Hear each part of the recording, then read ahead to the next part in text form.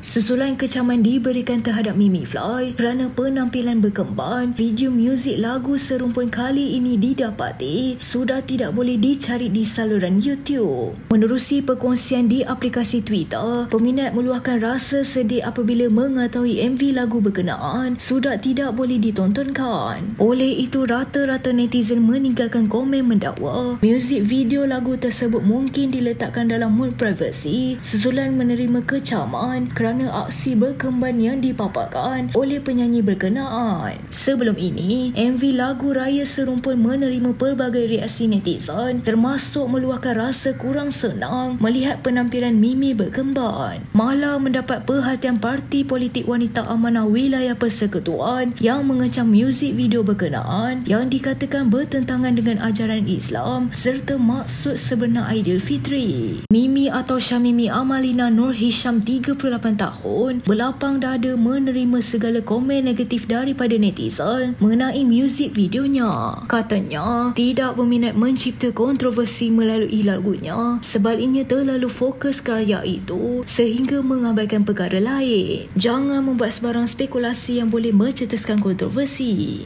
Apapun, semoga Mimi terus berjaya dalam kerjaya seni yang dibina.